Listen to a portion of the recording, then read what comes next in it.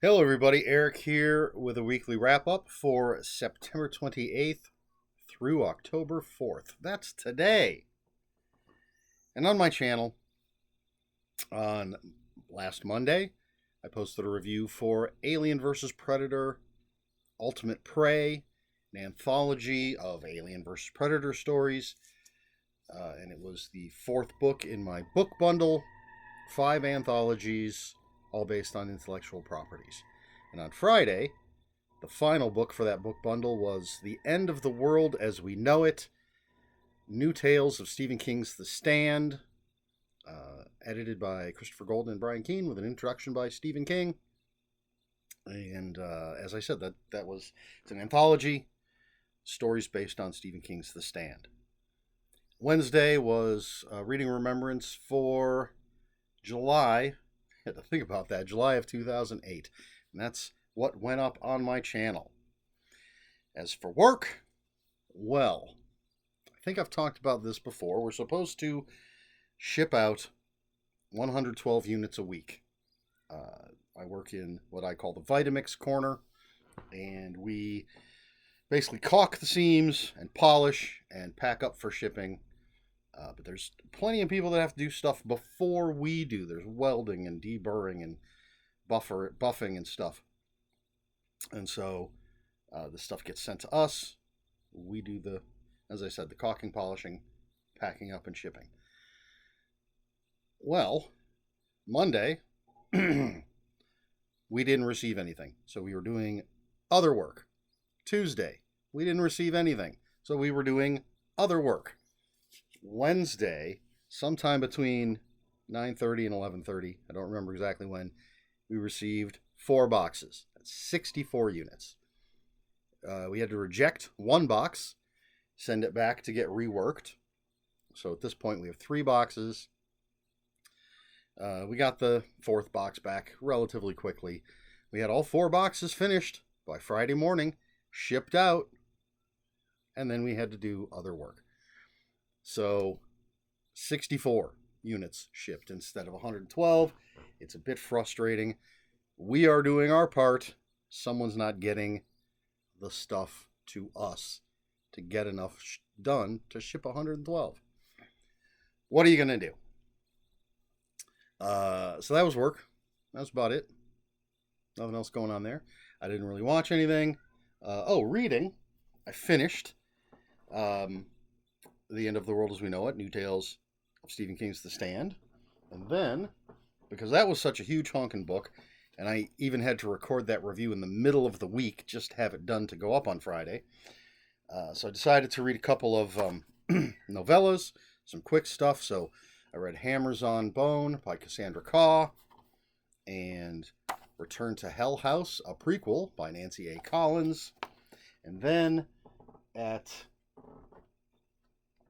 7:30 on September 30th, I had to decide what I was going to read next. I realized, hey, tomorrow starts October.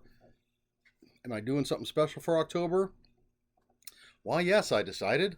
Let's read some trashy horror. It's not necessarily all going to be trashy, but it's all going to be, I think, paperbacks from hell type stuff. And so I am currently reading Sandman by William W. Johnstone. This is a Zebra publication from 1988. And you can see that's where I'm at. That's what's been going on the reading front. So now, let's get to the big stuff. The reason everybody's here. Let's admit it. You want to see the goods. Well, I went to a convention today. I went to Cinema Wasteland in Strongsville, Ohio. It's a horror movie memorabilia convention twice a year. First weekend of April, first weekend of October. I'm still wearing my wristband. And this time, I paid a bunch of bills early.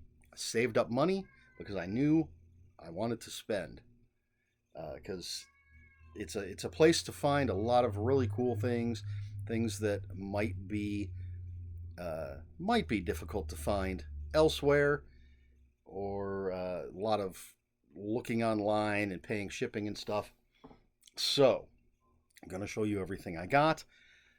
I will say, I did make some threats. I regret it. Uh, Last year, there was a guy there. I've seen him there a bunch of times, and he's got all sorts of stuff, including coffee table books. And last year, he had 3 boxes of old paperback books, like tucked under his table. And I was able to buy, I think, about 6 or so. I don't remember exactly how many, but some really cool stuff. I think that's where I've picked up my copy of either Book of the Dead or Book of the Dead 2, the zombie anthology by John Skipp and Craig Spector. Got some other cool stuff. I'll probably read some of those this October because it's that kind of stuff. And I had said a couple of times that if he was not there, I was going to flip every table in the place. I was going to a mad rage, but I did not see him anywhere. But I was able to control myself. I only flipped like 5 tables. But I did get a bunch of stuff. I haven't even, I've unpacked one thing, and that's because I had to assemble it so that I can show you folks. And I'll start with that. There's a guy there. He's the clay guy. And in the past, clay guy, Barry Crawford. And in the past, I bought an evil Spock because I love an evil Spock. And this time I was looking for Angela from Sleepaway Camp. He has usually has some Doc Savage figures. He did have some of Doc Savage's crew, but I did not see Doc Savage himself. He had a really cool, just sort of generic Giallo killer that might have been my second choice. He did have Angela, but I decided to go with something else. And this is Mike Strauber. From, here's the little label, from the movie Truth or Dare, A Critical Madness. And this is actually signed and numbered on the bottom. He's got his little machete there. And probably someone that a lot of people don't know, but it's a movie that came out in 1986. I saw it back in 1986. It's one of the first, I believe, straight-to-video movies for the video boom. And it's very low budget. There's some very crazy, goofy stuff in it, some poor acting, but it struck a chord with us when we watched it way back in the day. I'm a fan of it, and so I decided, and I assume, I don't remember seeing this figure there before, but there's a reason, definitely a reason that he had it there now, which we'll get to later. But I got that from Clay Guy. I really like this figure. Now, here's a couple of big things. I don't know how well they're going to show on camera since I'm just using my computer camera, and it's relatively close. So here's this giant bag. See how big that, yeah, this isn't going to show up completely on camera. So, oops. Let's not hit Clay Guy. I got this poster. It's a blacklight poster, and it's also flocked. I haven't taken it out of the plastic, so hopefully the light won't reflect too much, and I'll be able to show most of it. So, the season they came home. Trick or Treat. It's got the 3 masks from Halloween 3. Look at those colors. And as I said, it's flocked. I can feel the fuzzies on a bunch of it. But very, very cool poster. This guy, this artist, I hadn't seen him there before and had some really, really cool stuff. It was really difficult to choose what to get. And he had smaller stuff. And but I decided to go with that big one because I loved that picture. And this is his bag. But also in this bag, I put the other big thing that I have, and I haven't even unrolled it. This could be a blank piece of paper for all I know. So almost every year, Tom Sullivan is there. There have been a few years that he's missed. Tom Sullivan is an artist and an effects special effects guy who worked on the original Evil Dead trilogy, among other things. He illustrated some books that I will talk about a little bit later. But he also, so now I got to pull this tape off. I like how he did this. He's got it taped, but the tape is on just an extra piece of paper, keeping this wrapped up. So we'll see how this goes. And this is signed. Yeah. So this is Call of Cthulhu poster. There's his signature. You can kind of see it down there. And this is Call of Cthulhu. Big giant poster. Tom Sullivan. Let's roll that back up for now. I'll have to, when I have a rolled poster like this that I want to flatten out, I just roll it the other way and let it sit that way for a while. And it usually, when you pull it out, then it'll be nice and flat. So those are the two bigger things. Everything else should fit nicely on camera. And they're in this bag. Whole bunch of stuff packed into this bag. And let's see what we've got. Let's start with a couple of books. These are the only books that I got. And, oh, look at this. Some trading cards with this particular book. I did not realize that there were some extras. Oh, there's even more. Another one. Anything in this one?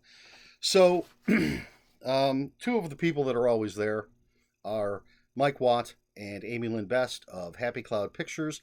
I have all of their movies, so no movies to buy for me. But Mike Watt works with Encyclopocalypse, and I was actually wondering, he's had some books of his own published by Encyclopocalypse, and he does other work for them. And I thought it'd be interesting if, like, Encyclopocalypse just not gave him, you know what I mean, a bunch of books to sell, a bunch of their books to sell, sort of a representative. It turns out they had a few. Apparently, he was supposed to get a whole bunch. Mike Watt was telling me supposed to get a whole bunch, but Encyclopocalypse is just a two-man operation, so he didn't have that many. But I grabbed two of them. Novelizations. That's what Encyclopocalypse is known for. Mostly, in my opinion. That's what I mostly buy from them. I have a few things that aren't novelizations. And they do mass market size. They do both trade paperback size and mass market size.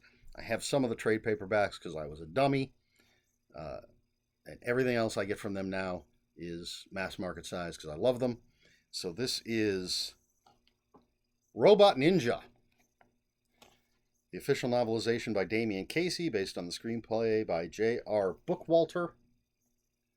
And this is the one that came with just a handful of trading cards. We're inside the book. I'm going to have to look at those a little later. Let's put them back in the book for the moment.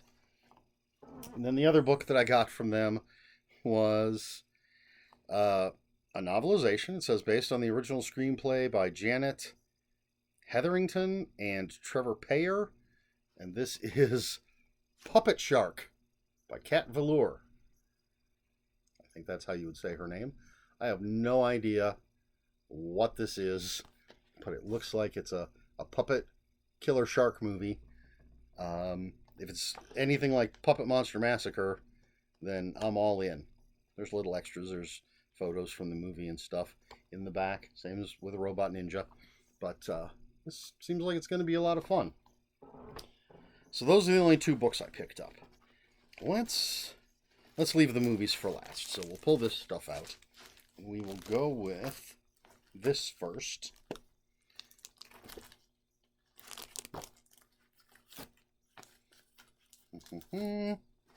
Something missing. There it is. Okay. We'll go with this first, since I was already talking about Tom Sullivan. And there were these books that came out back in the 80s, maybe, that I believe were called, they were like Peterson's Guide to Lovecraftian Creatures or Lovecraftian Monsters or something like that. There was Peterson's Guide to Science Fiction Creatures. which I'd gotten out of the library, but I used to own the Lovecraft ones, and I wish I still did. And Tom Sullivan did the illustrations for it. And so I decided to pick up some prints. Let's do it in this order. Just 3 of his prints, and they're signed. And he did a little remark, little illustration on each one. This is a Shantak, how I pronounce it. So signed down there, and then this, I watched him draw that little skull there. So that's a Shantak. And then we have a Bayaki, if that's how you pronounce that. Again, signed it, drew that for me. And then had to get this one. I really wanted a Ithaqua or a Wendigo, but he didn't have this size for those. So I went with these and had to go with a deep one. Again, signed, little remark. So those nice little art prints. I have quite a few things from Tom Sullivan. Aside from doing that Call of Cthulhu big poster, he did the cover for the original Arkham Horror board game, which I used to own. I really wish I still had that. It's so expensive if you can find it anywhere. But he did. I have a print of his cover art for the original Arkham Horror board game. All right, then I have no self-control. As soon as we walked in to the vending area, I saw comic books and magazines and immediately spent some money. Although there were discounts, so the prices on here aren't exactly what I paid. But anyway, this was 25% off, I think. And this is a Puppet Master comic book. It's issue 1. It is signed with a certificate of authenticity. And there's the signature down there. You can ignore the price. But I am going to open this. It's not sealed or anything. It's just a typical bagged and boarded. So I'm going to take this off. I'm going to take it out and look at it. I'll read it eventually. And I'll adjust this. Maybe even put it in back. Because I don't need to see that. I'd rather see the full cover. But big fan of Charles Band's Puppet Master. And this is for mature readers. I don't know why. But we shall see. So I grabbed this. And actually before that, I grabbed a couple of old Marvel black and white magazines, and I didn't realize they were buy 2, get 1 free, so I added another one. So the first one I saw and grabbed was, and I think I might have had all 3 of these before, Howard the Duck, number 1. As I said, this is a big black and white magazine, and then they had number 2. So I figured grab the first 2. Love Howard the Duck. Love the artwork in these magazines. And then, because it was buy 2, get 1 free, I looked around and I found this. And it's a number 1. It's from 1974. Does this have a date on it? I don't see a date on the Howard the Ducks. But this is a special album edition of The Deadly Hands of Kung Fu. And this is actually square bound. Photos, features, and action strips. 84 steel smashing pages. Iron Fist, Sons of the Tiger, Shang-Chi. Extra in-person coverage of a Kung Fu tournament. Loved all these guys back in the day. Loved this stuff. So these 3 things were actually my first purchase inside the convention. And now it's just movies. So, let's see. These are should be kind of grouped, because a lot of these came from like the same place. That. These all came from one place. And then these came from a place. And then these are kind of their own thing. Bag's empty. All right, let's start with the individual stuff. Um, so, Steve Radzinski was there. He wasn't at the table when I bought this, but when we were going through later, after watching a movie and everything, making our last pass through, he was actually at his vending table, so I got to talk to him for a minute. But I was very excited because I do not have a copy of this Steve Radzinski movie. It is the third in a trilogy, and this is Carousel 3. I have not seen this. I absolutely love Carousel and Carousel 2. And Steve says he thinks this is the best one. He says it wraps everything up nice and tidy. But, so if he never makes another Carousel movie, everyone should be completely satisfied. But it's not a case where he could never make another one. So I assume everyone doesn't die. I don't know. I know nothing about this movie, but I'm very excited to see it because I love the Carousel movies. Then, the movie that we went to see, and it's always good, especially with the entrance fee to get into Cinema Wasteland. If you don't go and see a movie or a panel or anything else, you're basically paying to get into a big flea market with some celebrities. But I always try to go to at least one movie.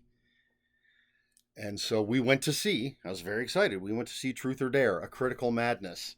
And I was able to pick up a Blu-ray copy of Truth or Dare. So that's the little figure that I got there. This is not the original cover from back in '86. But very excited. I wonder what the quality on the Blu-ray will be. And we watched the movie. It's about an hour and a half long, and I found it just as entertaining. I remembered a lot of it. There were a few details I got wrong, but there were parts that I did not remember at all. So it was fun to watch. There's the back. But Truth or Dare, Truth or Dare, and this says Legacy. Because I think there's extra content.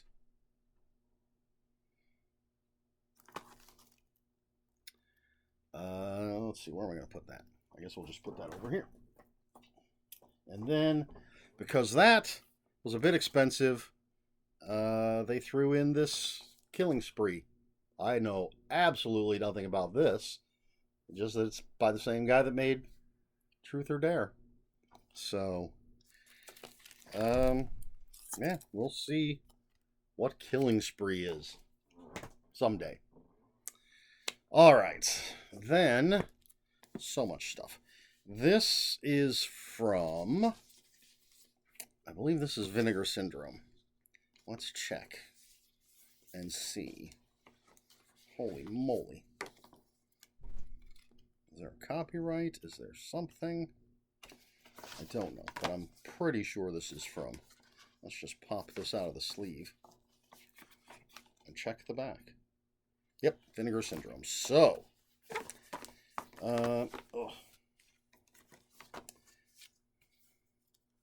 let's start with this. Mother's Day. Classic. I love that illustration on the back cover. So, Mother's Day. And I've never actually seen this movie. I know it's supposed to be incredibly disturbing. And I have the remake. But it was time to get the original. Then I grabbed this movie because I actually saw this in the theater twice. Actually, I think I saw it in the theater once and at the drive-in once because it was released. If this is, yes, it was released under different names, different titles, and so we saw it under one title, and then sometime later we went to see what we thought was a completely different movie because it was a different title. Turned out to be the same thing. And this is the title they're going with here is The Nesting. And so I have not seen this since the days that I saw it twice in the theater under different titles. So I think it'll be interesting to revisit that. And then I got this fancy box. It's got a magnetic flap on it, and it's got a little ribbon that you got to pull to get the stuff out. And this is Six String Samurai. This is a crazy ass movie with this Buddy Holly looking guy in a post-apocalyptic world. And there's what you see there. I got to pull the little string, the little ribbon, and there's a booklet all about the movie, I guess. So there's a booklet, and then there's the slip cover. There's the movie itself. Big fan of this movie. There's a band called the Red Elvises, and I actually have one of their songs that they play in this movie on my Spotify playlist. Crazy music, just a crazy movie. I was actually eyeballing that on the Vinegar Syndrome website relatively recently, and apparently it was all sold out, but they found a couple extra copies. That's what I was told. Who knows? And then finally, from Synapse Films, I decided I really needed, for the most part, to up my Giallo game. And then just a couple other things caught my eye. So, not Giallo. This is Thriller, A Cruel Picture. A movie that has no limits of evil. Something about Quentin Tarantino calls the roughest revenge movie ever made. Originally released in the U.S. in a heavily truncated version called They Call Her One Eye. Thriller is presented here with over 20 minutes of restored footage deemed too graphic for 1970s general audiences. It's a revenge flick. And yeah, I dig that kind of stuff. Exploitation. Then, special limited edition of Demons 1 and 2. So, limited edition 2-disc Blu-ray contents. Disc 1, Demons. Disc 2, Demons 2. And this is, what's his name? Is this an Umberto Bava films? Produced by Dario Argento. Lamberto Bava, excuse me. So, classic flicks. I've never actually seen all of Demons. I did watch Demons 2 on Joe Bob's The Last Drive-In with Joe Bob Briggs. So, very excited to dig into this with all the special features and everything. And then I went with some Dario Argento, and I was looking for Deep Red. I didn't see, not that that's, I don't think that's Argento, is it? I don't think so. I was looking for Deep Red, and there were a bunch of other things I could have picked up, but I went with a couple classics. 2-disc Blu-ray edition of Suspiria, the original, and Tenebrae. So, a couple of Giallo. I believe they're both considered Giallo classics. I don't know this one is. I don't know if this is necessarily considered a Giallo. I'd have to ask an expert. Because this is all, it's got all the witchy stuff and everything in it. This definitely falls into the Giallo format. And that's it. That is everything that I picked up at Cinema Wasteland.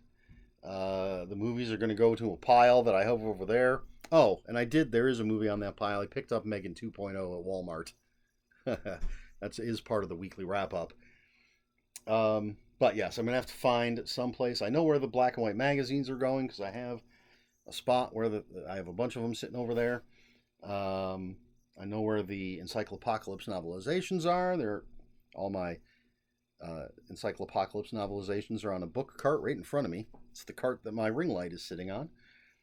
But I have to figure out what to do with the posters. I either have to store them for now or find wall space. We will see. So I think that wraps everything up. I don't know that there's anything else to talk about for the weekly wrap up. Question for the video: what do you think? How was your week? First of all, how's everybody doing? How was your week? And have you seen any or all of these movies? What do you think of any or all of these movies, or any of the other stuff that I showed you that I picked up at Cinema Wasteland? Let me know in the comments below. If you have any comments, questions, or corrections, please put those in the comments below. Comments are open for spoilers. Just post a spoiler warning. We try to be polite here on my channel. Please like, share, and subscribe, all the usual YouTube stuff. And if you'd care to follow me on other social media, I'll have links for my Instagram and Blue Sky. I almost said Blu-ray. Blue Sky in the description below. And that's all I have for you this time. So until next time, read more books.